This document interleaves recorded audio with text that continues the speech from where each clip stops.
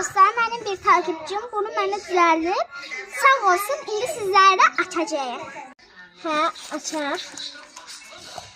Dostum da yanındadır. Bu ne? Çırp koy. Neyse ama. Bir rezin. Bir tane de rezin olacak diyorsun. Kara rezin bu sefer de.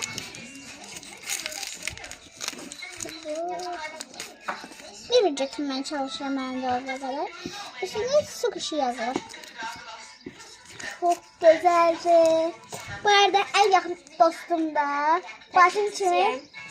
Ha, takipçim buradadır yanında. Bunu bana düzeldi. Çok sağ ol. Ufkamdan oynuyor. Bu nedir? Bu ne tek çalışacağım, bu nedir? Popit. Popit. Bu arada ondan videolarımız oldu. Özü çok istedi video çekmek. Arada falan gelecek bize. Arada bize gelecek. Sonra bunu açtım. Bunu açtım. Ha bakaq. Üstünde yazır ki mı, mı, mı. Herkes çok sağ ol canım.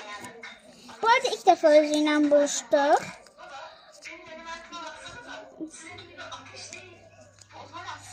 Özü editler düzeldik. Benden video falan çekmişim, eləmişdim. Ben de bu videoların hamısını çok beğenmiştim. Sağ olun, sizi çok seviyorum. Öz kanalımda da paylaşmıştım. Ben atmıştım TikTok'ta. Ben de bu kanalımda paylaştım.